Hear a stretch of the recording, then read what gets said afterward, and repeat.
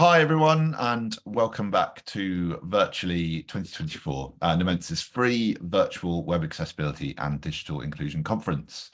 Massive thanks to Alistair, Catherine, and Bev for their talks yesterday. We hope that everyone that tuned in enjoyed today. Today we've got three more great talks coming up for you from Natalie Patrice Tucker at 3 p.m. UK time, Elaine Kerr 1 p.m. and kicking off day 2 today, we have Nomensa's Head of Accessibility, Ronny Hendriks, with his talk, Preparing for the Journey, the Accessibility Maturity Model. In this talk, Ronny will speak about how accessibility can feel like a big and unknown journey into the wilderness. There's lots of things that factor into it, and so many people to involve, guide, and educate. A journey always needs good preparation, and in this session, he'll look at how the accessibility maturity model can give you a clear roadmap. Again, we are joined by MyClearText, who are providing live captions.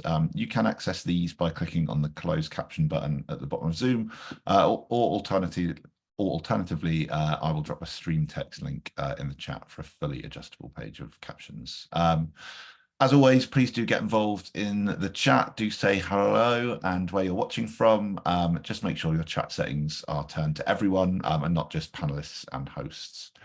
Also, please do submit your questions for Ronny using the Q&A box. I'll try and get through as many as I can with him at the end. As always, this session is being recorded and we'll be sending out the videos of all this week's talks as soon as they're ready shortly after the event. Over to you, Ronny, to kick things off. Yeah, thank you for the intro, Henry. Hi, everyone. Like Henry said, my name is Ronny Hendriks. I'm head of accessibility at Nomensa. And today I want to talk to you about preparing for the journey, the accessibility with the accessibility maturity model. We've got an image here on the right showing like a winding road through some rough terrain with steep cliffs, and there's a bit of a gloomy weather going on. That to me is like a perfect depiction of like your average accessibility journey and how it's perceived. And that might well excite you, and if you're the adventurer, but it could also instill worry in you or even fear, having to navigate through such a landscape. And that's why today we're talking about the accessibility model, which is a tool that you can help to navigate on that journey, determine landmarks to make a stop. And it provides you with a clear, or at least a clearer path towards your end goal of achieving accessibility throughout your organization. So what's in today's webinar? We have a bit of an intro on understanding accessibility. We'll talk about the accessibility maturity model, and we'll have some practical steps. So why start with understanding accessibility? For me, it's always important to set the scene on why we are on this journey. And even if you're joining today, you might very well know a lot about accessibility, and the first 10 minutes of the presentation might not contain any new information for you. But it's also very possible that you're starting on an accessibility journey or want to get that journey going, and you're going to share, hopefully, this webinar with other people in your organization who might not be familiar with accessibility. So I wanted to take a little bit of time to set the scene, as it were. So what is accessibility? Accessibility for us as a definition is ensuring someone is not blocked from completing a task or achieving a goal as a result of experiencing disability. So we're enabling people to do the work and to join in on any experience. Accessibility is a mix, and we don't mind my graphical skills in this matter. I assure you, this is the only creation of my hands in this set. We see a bubbling pot, and that's clearly brewing a potion, and there's ingredients being thrown in there. And those are the three components that to us make up accessibility. So there's usability, there's standards, and then there's what we call assistive technologies or assistive tech. And let me go through all of these in a bit. So usability, that's talking about how efficient and effective and satisfying it is for someone to use your product, even if they have access needs. We want to create a good product that is usable by anyone and that's enjoyable by anyone. When we're talking about standards, we're talking about globally recognized documents with requirements, specifications, or as some of them are called, guidelines. For accessibility, there's 5 of them that form the major bulk. There's the Web Content Accessibility Guidelines, which probably when talking about accessibility, most people will know about. And then there's the ATAG, or the Authoring Tools Accessibility Guidelines. That's basically the Web Content Accessibility Guidelines for your CMS. So it gives a lot of indication on how you create a CMS that is built to create accessible content. And then there's the UAAG, which is the User Agent Accessibility Guidelines, and that sets recommendations and requirements for your browsers and your assistive technology programs to be able to work well in conjunction for accessibility. And then HTML and ARIA on the right-hand side. So HTML is hypertext markup language, which is what the web is in the end written in. And then ARIA stands for Accessible Rich Internet Applications. And that's basically additional information that you can add to HTML to make modern content more accessible. And then the third component is assistive tech. So assistive tech is what enables people to use a device or use a product in a different way. I'll go through some examples in the next couple of slides, but it's different types of interfaces. Sometimes that's software, sometimes that's hardware. When we talk about assistive tech and in software, that's things like screen readers, magnification software, could be color overlays. There's all kinds of variations in that. And even as we can see in the top left, like a normal keyboard can be an assistive technology device. Normally it's connected to a desktop computer or built into your laptop. But there's people relying on smart devices, and with Bluetooth, you can still connect your keyboard to, let's say, an iPhone, for example, and use it to interface with that device. I've also put it here because for most of all of the examples that I'm going to show you today, in the end, it all sort of is recognized by the device in question as keyboard signals. So we'll get to some other types of interfaces, but from a hardware perspective, they all get like a keyboard type signal. There's different types of keyboards, as we can see. So we can see a vertical keyboard that is operated by a mouse stick. We have an adaptable keyboard that is basically a touch interface that can be tailored towards specific needs. So here we can see a very big lettering on the keyboard with various color coding, helping somebody to easier read and find the letters. And the color coding can help with better structuring to find the types of letters that people need to build a word, for example. And then on the bottom right, we can see various types of keyboards, banded or consistent of 2 parts. I personally have a repeated stress injury, and I've used most of these types of keyboards to be able to work at a computer still while maintaining good posture. So these are physical adjustments. If you have limited mobility or dexterity, you might operate a computer with different types of interfaces. So switches are often available, and they're available in various different formats. So we can see a switch device that somebody can operate by slightly bumping their head into it. We see a so-called sip and puff device, which is a device that is operated by your mouth, and by either blowing or pulling air through the straw, the sensor detects different signals that can be used, again, to operate a computer. And then at the bottom, we see two different types of hand switches. One is wireless and is often used with mobile devices, and the other one is like a big red button with a wire attached to it, and that can be connected to different devices. These are all very much desktop focused.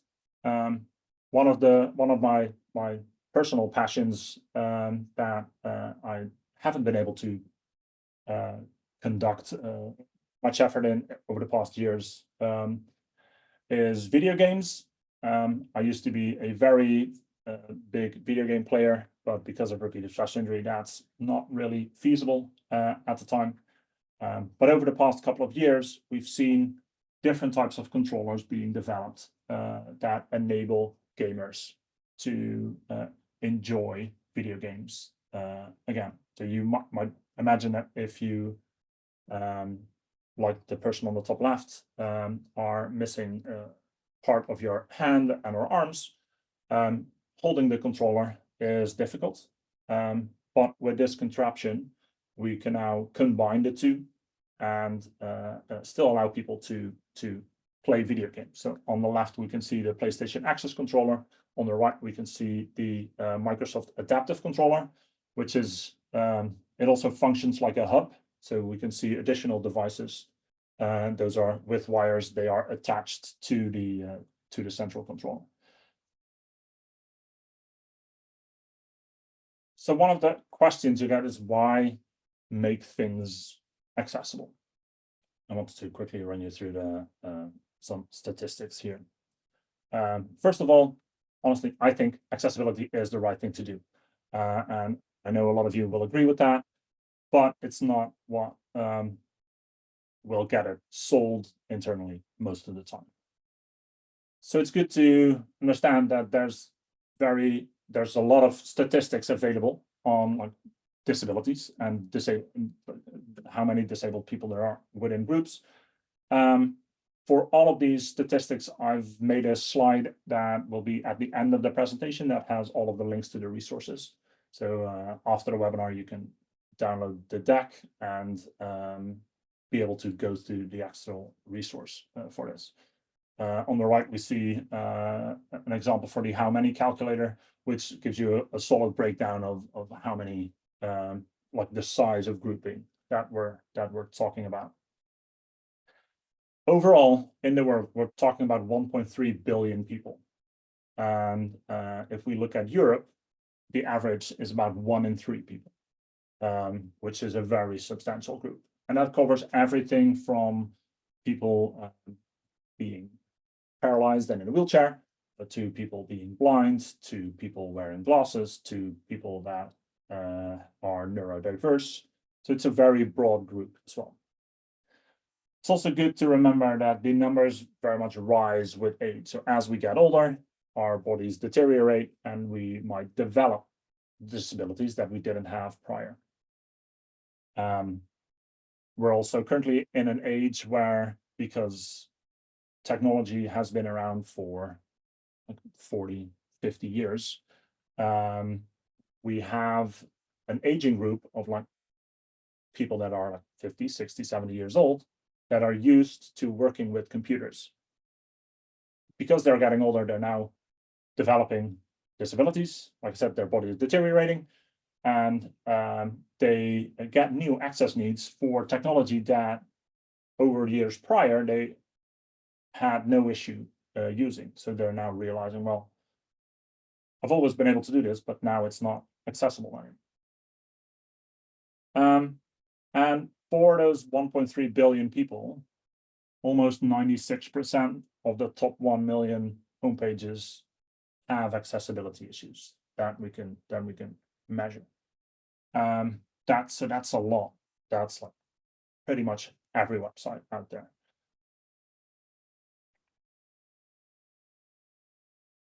Guess that accessibility can affect everyone. As we get older, the likelihood of that happening just increases and increases.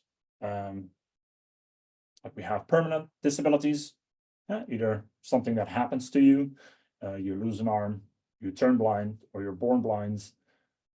Same with hearing, you lose it, or you've never had it, or you're unable to speak.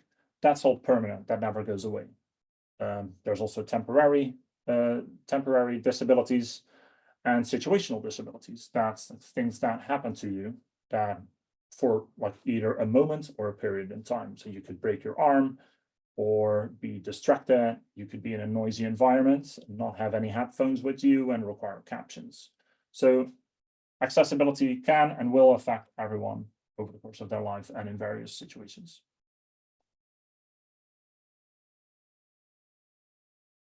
A little bit on numbers. So accessibility affects your revenue. There's, like we said, if 1 in 3 people have a disability and they're not able to do business with you, that's lost revenue for you. So there's what we in the UK, there's been some research and it's called the purple pound. That's the spending power of the disability community, and which that community in the UK is 60 million people big, and they have a total spending power of 274 billion pounds, which is a lot of money.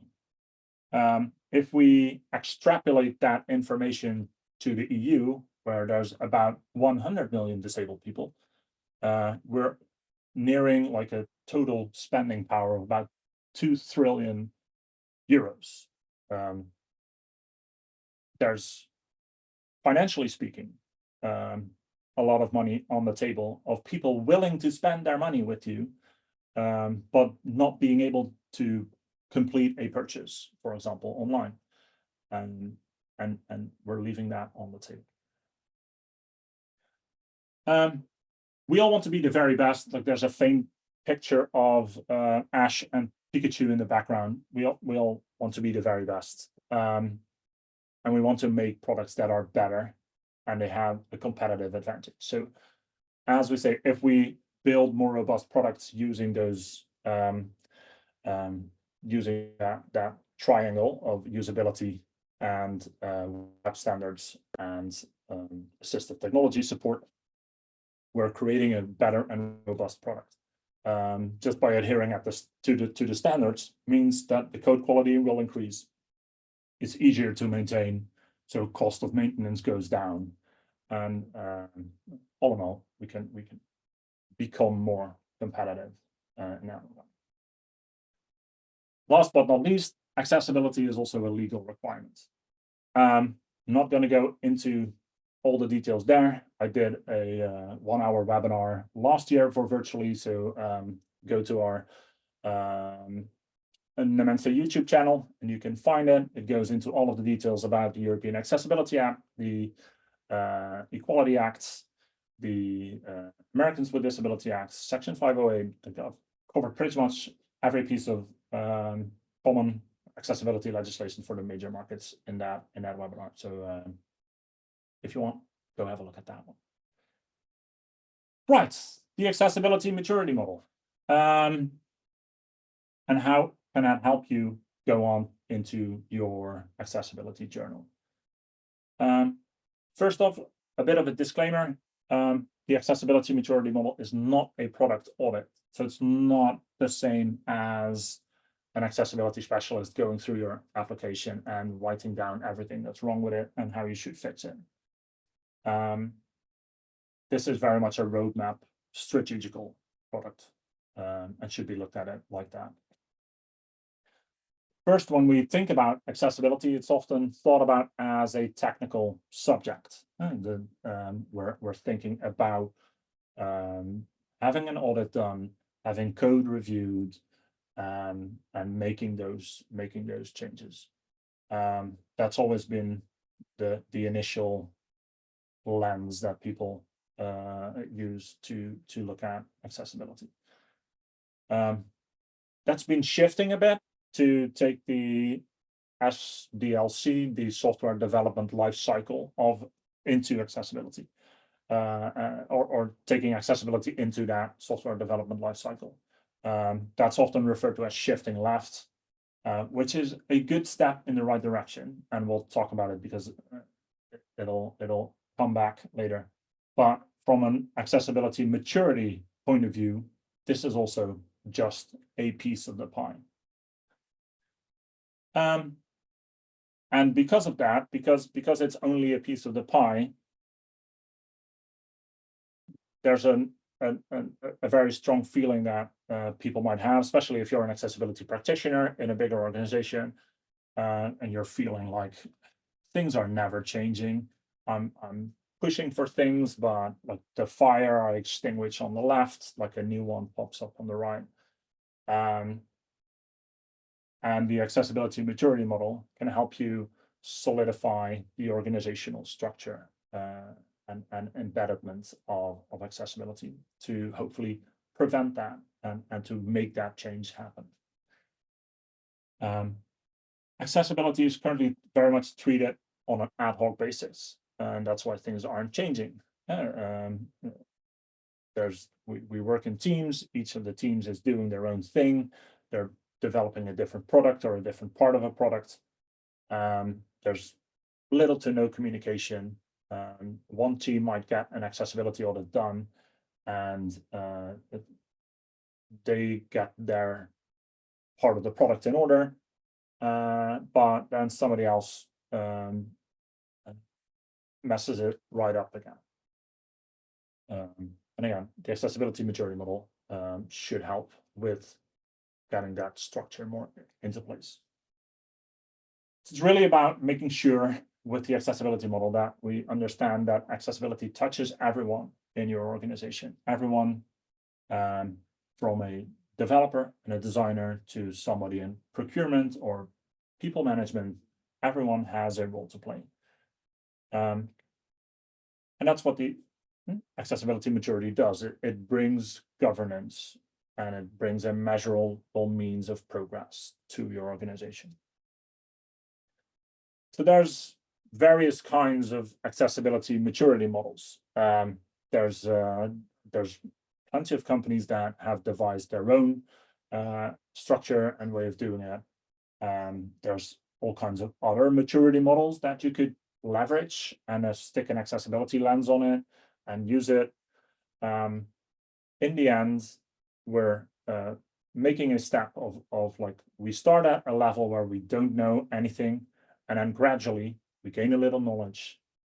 We might start to get overwhelmed, which is a phase where a lot of organizations that when we first have contact with them, they are at that stage. Like we've done audits, we've done things, but again, nothing is ever changing. We're a bit overwhelmed. We don't know how to do.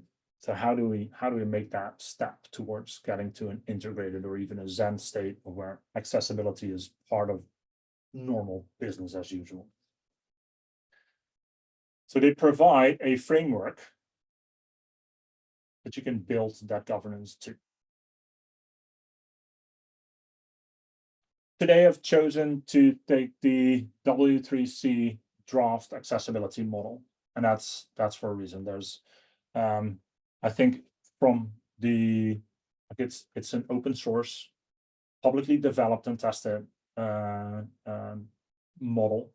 It's been tested on like a diverse group of companies, both big and small. It's also still in active development, so it's definitely not finalized yet, but it's already very usable.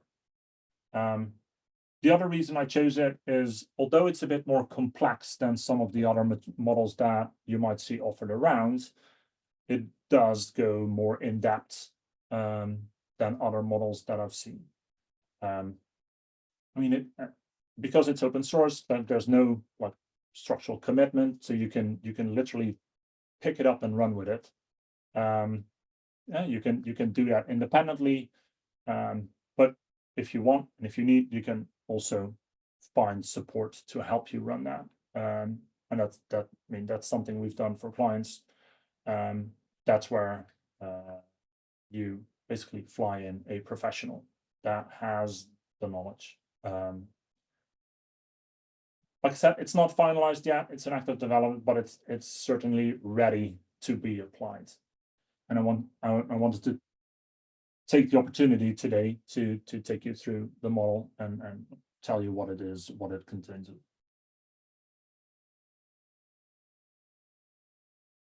So the model works with dimensions, and dimensions are areas within your organization that accessibility applies to. Like there's pieces of accessibility that apply to these types of parts of your business. Some of these dimensions overlap a bit when it comes to the practicalities and the people front, and the people who are involved in each dimension that might overlap, but they do, each of those dimensions does serve a different purpose. So we've got 7 of them. We've got communications, knowledge and skills, support, the ICT development lifecycle. We've got personnel. Number 6 would be procurement, and then number 7 is culture. Within those dimensions, there's proof points. Think of these as your KPIs, your key measuring indexes. Each dimension currently has a range of suggested proof points in the documentation already. But you're free to add your own or strip some of them if they don't apply, and tailor it to your need. Like there's a good description on each dimension, so you know what should be measured within that thing, and you can define your own proof points. These proof points, those are your progress tracking metrics. They're evidence-based, so if you write down a proof point, you also know, right, this is at the end, to be able to see this is completed, we need to have a evidence-based result of this. Could be a piece of documentation or a report on how things are going, things like that. And within the spreadsheet of the maturity model, they're tracked by a status. So it could be, like I said, could be not applicable, could not apply to your organization. There could be no activity yet, or you're started, you've partly implemented it, or you've completed it.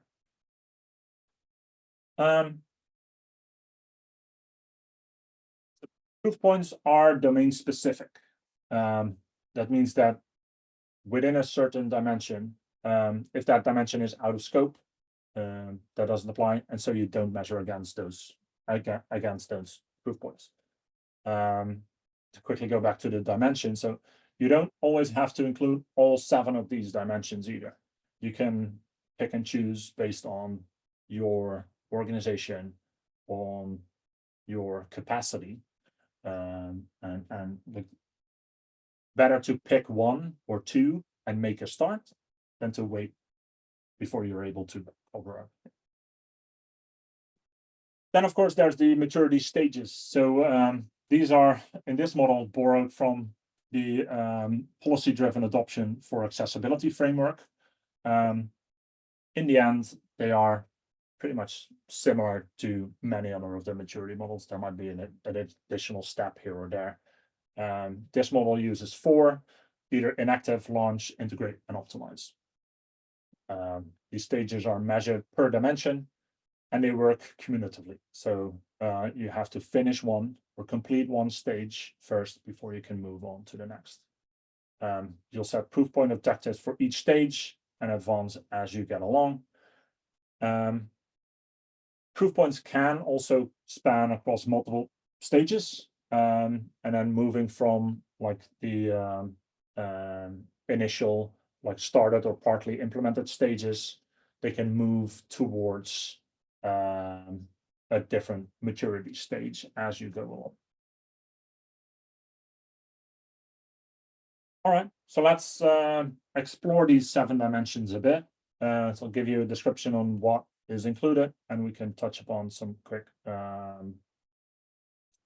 proof points for each one of them as well. So communication. So we want to reach the widest audience possible. Often that is literally everyone, but that's not always the case. So sometimes you have a really specific target audience.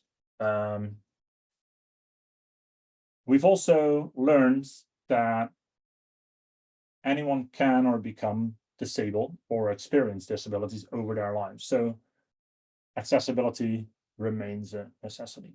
And this dimension aims for communication to be clear, direct, easy to understand.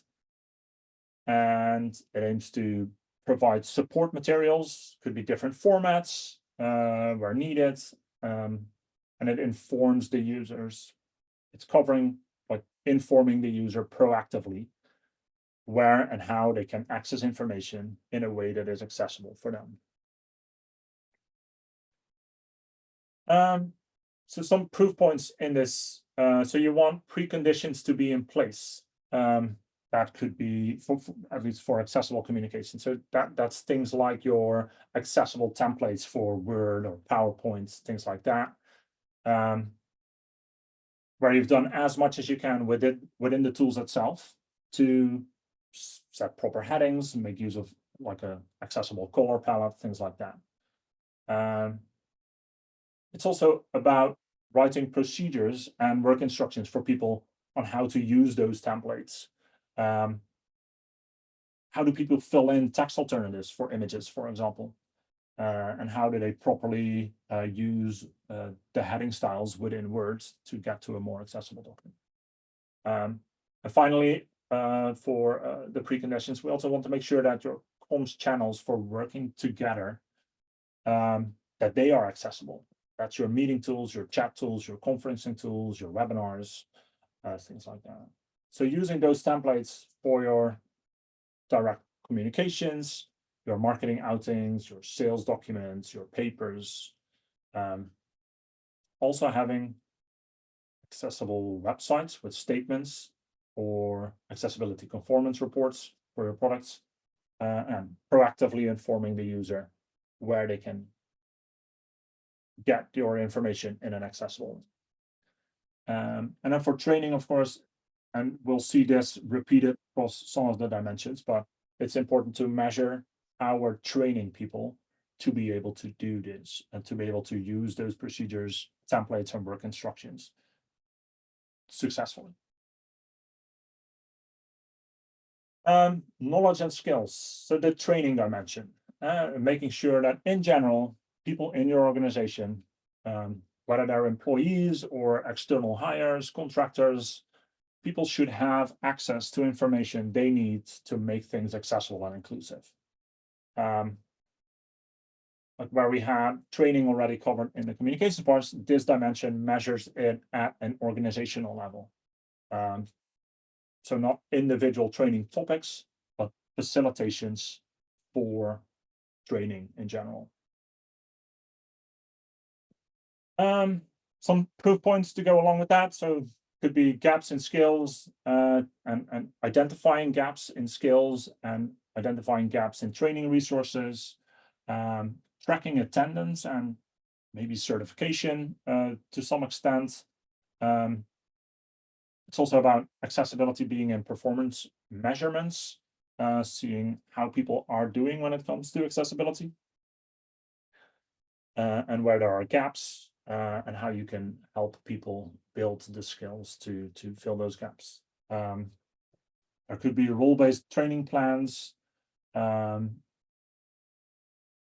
can procure and develop resources. There's integration with onboarding, so getting new people in, making sure that they are trained in the specific topics that they need, things like that. So making a connection to other dimensions, and it's making, again, sure that you're facilitating the training so that other dimensions can pick up on this. Support. So the support dimension for disabled people. that goes for both employees and customers. It talks about reasonable accommodations and how to adequately support a customer with access needs. Support here has things about written policies. There should be public statements with accessible support channels. For your accessibility statement, for example, should have contact information. So if somebody has an accessibility issue with your product, there should be an accessible support channel for them to reach out to you and get help. It also means that you're training your customer support team to work with these people so that they know and have context, so they better understand the needs of your disabled customers. Again, this also for internal people. So having your accessibility employee resource group, ERG, making sure that people internally are getting the support that they need.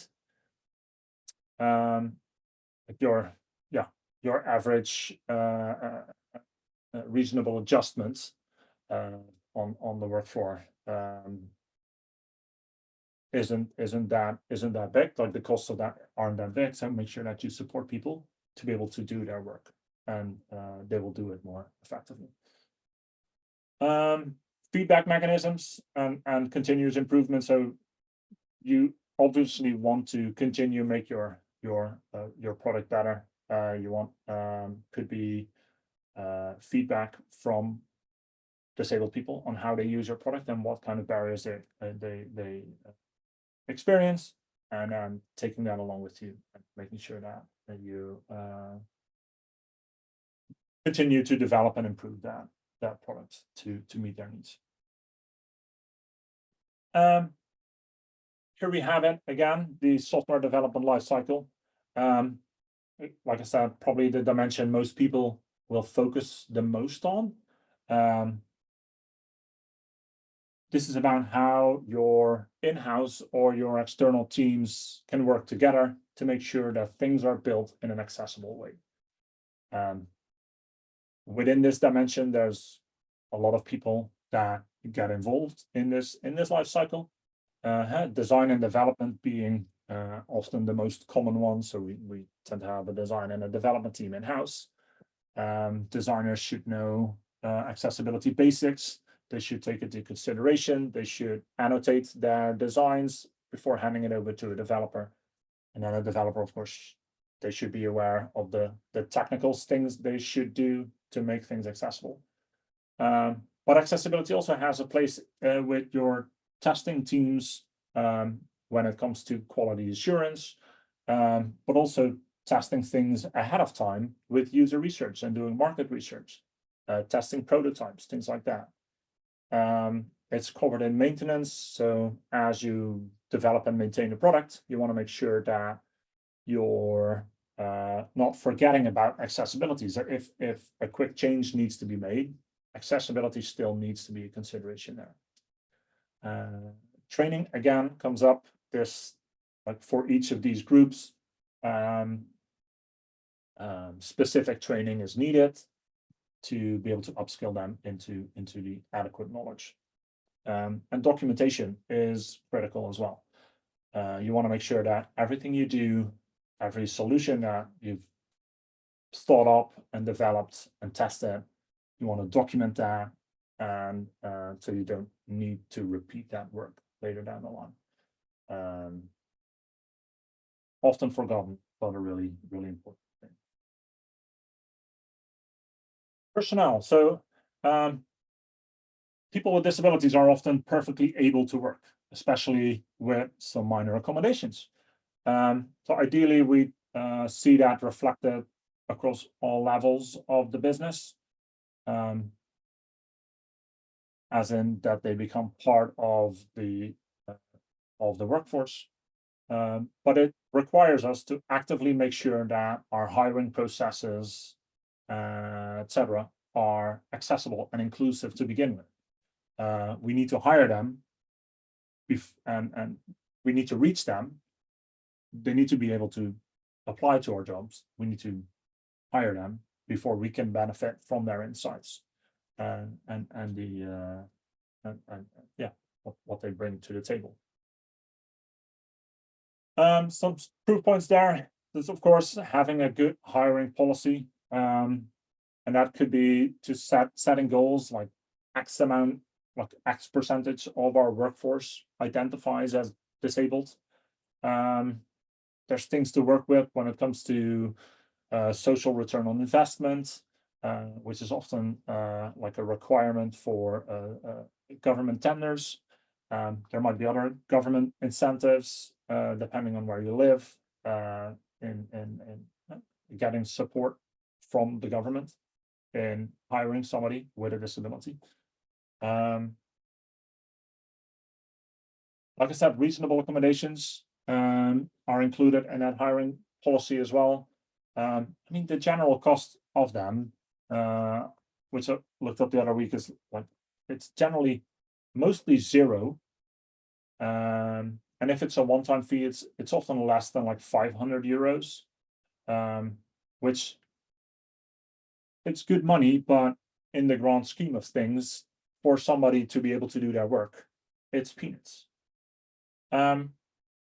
Recruitment as well. So recruitment accommodations, making sure that, for example, people know ahead of time like who they'll be interviewing with, things like that. Give them good information, good communications. Make sure that the platform you're using is accessible. Otherwise, like people with certain disabilities aren't able to apply to your roles at all. Things like that. And then, of course, again, internally, make sure that you have your employee research groups or focus groups when it comes to specific disabilities and how you can utilize and help with that. And then there's mentoring. Make sure that people with a disability have access to a mentor within your company. They might struggle more. They might encounter unintended or unfortunately sometimes intended discrimination on the work floor. Make sure that you take care of their mental health as well. Procurements.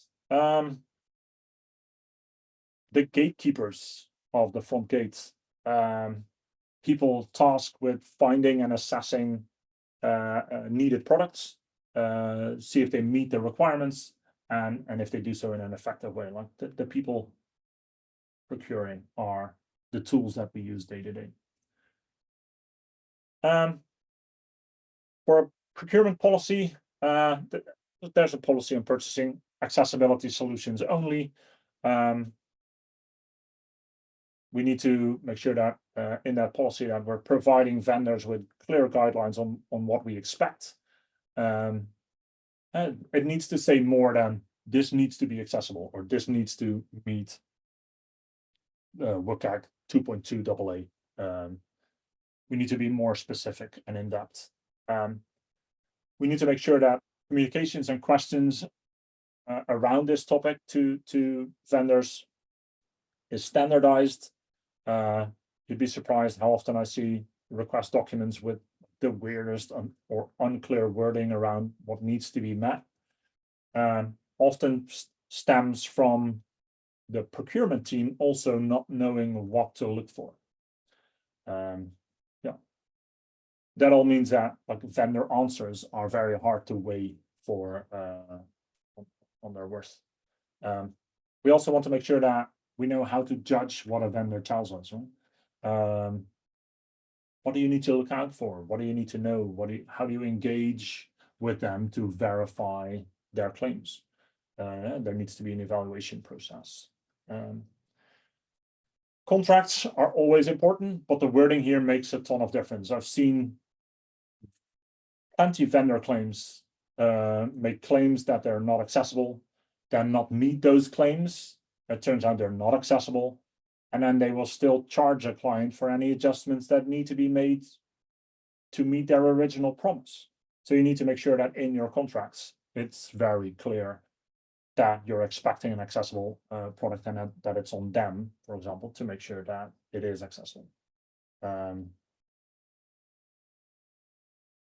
then the seventh one, culture. the glue that binds it all together, cultural maturity on accessibility. It's about the need for everyone to understand why we're doing this and why and what their role is. It's not something that's like far away from anyone. They have a role to play. You want accessibility to be embedded in your organization, like privacy is and like security is. Topics that have really become ingrained within accessibility. It needs to become an integral part with clear defined benefits of what digital inclusion brings to your product, your users, your employees, and your organization itself. So that it's these are building that organizational culture of disability inclusion and accessibility throughout and monitoring that. So that's having your executive sponsor, having executive level accessibility leadership. There should be a statement of commitment to digital accessibility, codes of conduct, accessibility being in your mission and in your values.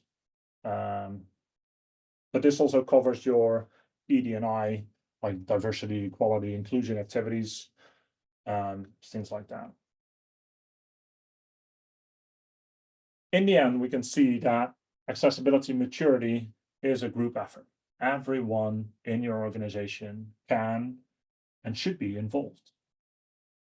That means your C-suite, like hopefully you can assign like a chief accessibility officer, somebody within the C-suite that is able to champion and sponsor accessibility. Your procurement team, designers, developers, all kinds of managers, your lawyer, but also your marketing and your call center. Everyone can play a role in this.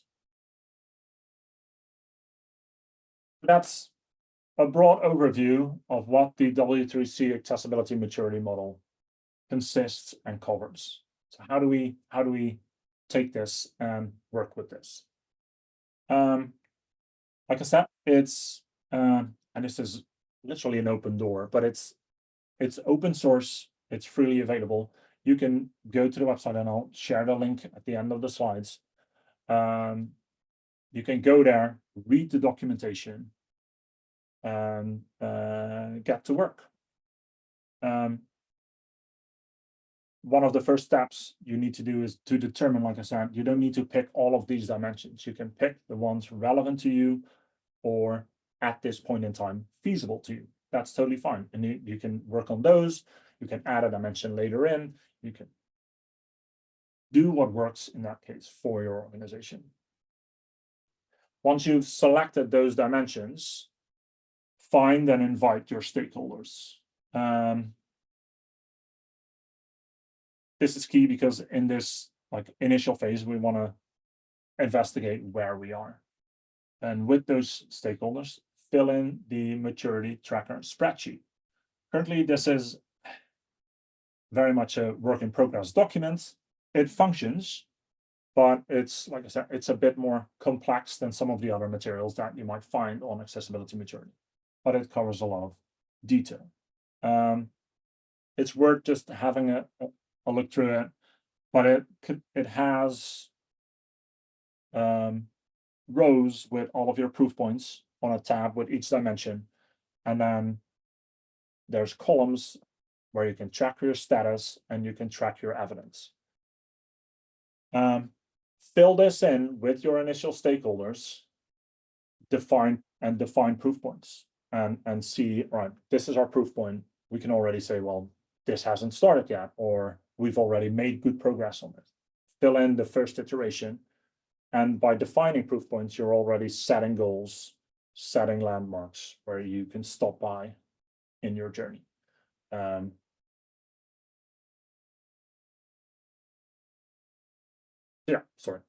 With the stakeholders, like determine your current maturity based on existing proof points and define actions for the future. Review the action plan with your stakeholders. So you have your meeting with stakeholders where you've defined your proof points and potential action plans. Somebody needs to make a roadmap. You can make a list of all the things that need doing for each proof point to get to the next stage. Don't think too far ahead, think reasonable steps. Next stage, what do we need to do? Create a plan for that. Call back your stakeholders, review your plan, see if they agree, think it's feasible, and make any adjustments when you need. Once that's finalized, it's doing the work and then rinse and repeat. The key here is to use those proof points to break it down into meaningful and feasible targets that you can reasonably meet in, let's say, a 3-month to maximum 6-month period, and then do the cycle again. It's a journey. There's no reason to rush it. I mean, yes, we want to be accessible, but and we want to be accessible for the disability community, but we want to do it in a good way, not in a quick way. The information. So I've created a QR code, so if you want to quickly scan that, it'll take you to the website at W3C, or you can use tinyurl.com/W3C-AMM. You can find all of the information on the maturity model on that page, as well as the current spreadsheet. Like I said, the spreadsheet is WIP, and the working group is working on hopefully getting a more accessible or an accessible and web-based tracker in place at some point in the future. Most of all, enjoy your journey. Like I said, make small steps, but enjoy it along the way. Celebrate your victories, which is, in my opinion, very important. And yeah, don't rush it. Make sure it's more important to get there in the end than to get there quickly. Like I said, if you want to either screenshot this quickly or like the slides will be available afterwards. Here's some links to the statistics that I shared earlier. And if you want to be in touch with me, here's my contact information. You can email me or you can connect with me on LinkedIn. And that's it for today. Thank you very much. And let's see if there's questions. Cheers, Ronny. Yeah, such an informative talk. And yeah, really interesting stats you had kind of at the start around kind of the purple pound. I mean, yeah, such a powerful point for getting buy-in from stakeholders that we do have time for a few questions. Please do submit them now, either drop them in the chat or using the Q&A function. So Ronny, kind of how many organizations kind of are you kind of seeing at the top end of kind of the maturity scale, and have you kind of seen an uplift in organizations striving to kind of like in your diagram, kind of the top of that staircase, and kind of is the future looking brighter, do you think, you know, with the introduction of things like the EAA next year, for example? It's definitely, there's definitely a shift happening.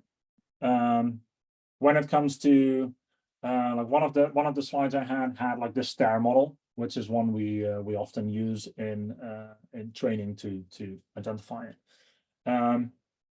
The top one has like a Zen state of accessibility is ingrained throughout everything we do. And I'm always very honest in training sessions as well. It's like we as Nomensa do accessibility every single day. We're not always at a Zen state. So it's very much it's always a work in progress. You always need to achieve for that. So there's not that many companies at that top state of like we've got it all covered.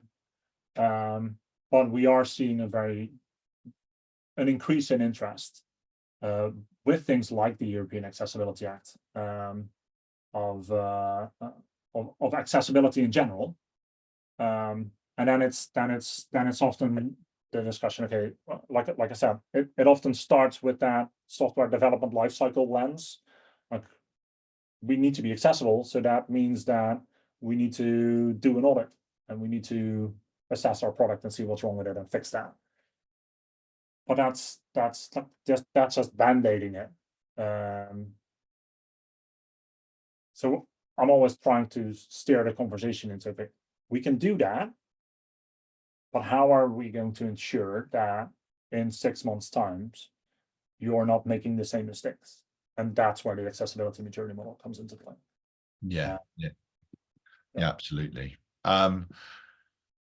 We have a question here from Rashmi, who asks, what are some of the most common excuses you hear from clients who say they can't deliver an accessible product? I mean, the most mind-blowing ones I've heard are organizations that, like vendors that sell exclusively government solutions, claiming they've not heard of things when it's been a requirement for, well, at least here in the Netherlands, it's been a requirement for like more than 2 decades for things to be accessible. Yeah, just there's so much people that just don't know about it.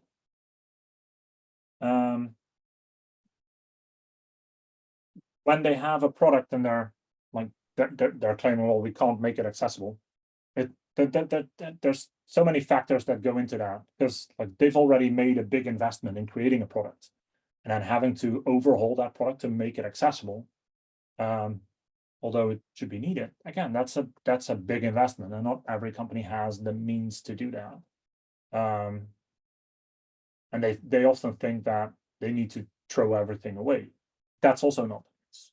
So there's a lot you can do to improve accessibility without completely overhauling things. So a lot of the claims that people have that, like, we can't do this, it's like, I don't want to say they don't want to do it, but it's more like a fear of this journey than it is like with this picture. Like, it's a windy road, there's obstacles, there's gloomy weather, and it instills fear in some people instead of people being enthusiastic and wanting to go down it. When in fact, it's in most situations it's very feasible to make a product more accessible. Is that to do with kind of, ROI not being kind of communicated well? Do you think there's more work to do there? Yeah, I think, I mean, it's the tricky part with ROI is that it's not as simple as, like, if you make it accessible, you'll sell more stuff. Because you still need to reach that audience.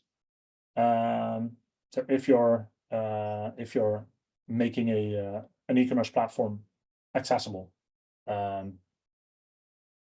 I would say you'll get additional revenue out of that. But to make it full circle, you'll have to then go market that it's now accessible. You need to reach people that have had a bad experience prior, and as a result of them are no longer using your product. You have to regain them or expose yourself to them as an accessible way of purchasing something online, for example. So it's not always about direct ROI.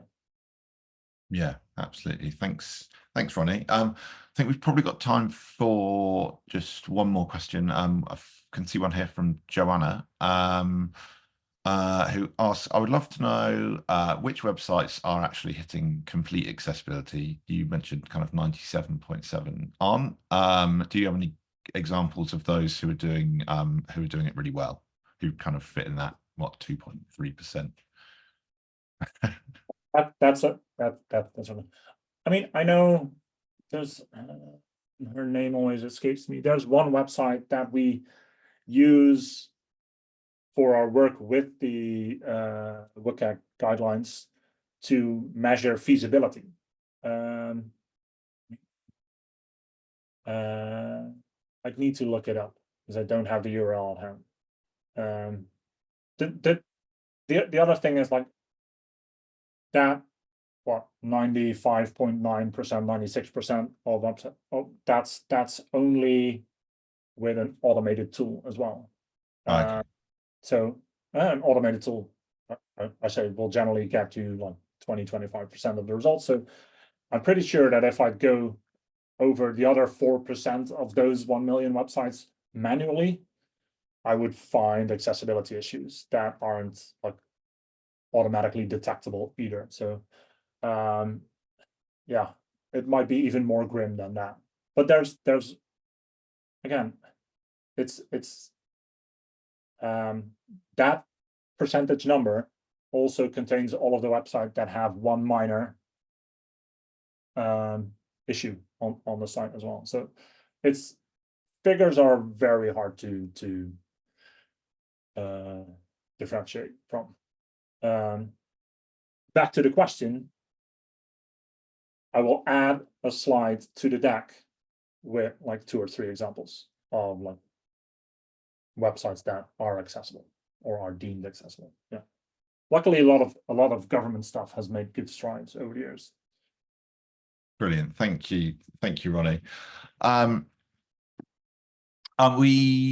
We just have one last quick question from Regine. That's just they ask, is there a plan to kind of map this model with the ARRM roles and responsibilities model to kind of plug any gaps that might exist?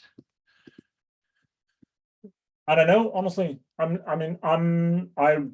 I like this model, but I'm not part of the working group. So what it has plans to map that out. The beauty of this model is that, again, it's open source. It's readily available. It also means that you can literally make a suggestion to the working group and go to the website, go to GitHub and open an issue. And I'm sure that they will be happy to either answer it or consider it. Yeah. Brilliant. Thank you so much. And yeah, thank you to everyone that tuned in. We hope you enjoyed the talk. We will be back at 1 p.m. UK time, so just under 2 hours time for Elaine Kay from Amazon. There is still time to sign up. Just head on over to our Eventbrite page and you can sign up for the next session. The next sessions today and tomorrow. Sorry, Ronny, again, thanks so much for a great talk. And we'll be sharing the recording soon. Thank you. Bye, everyone.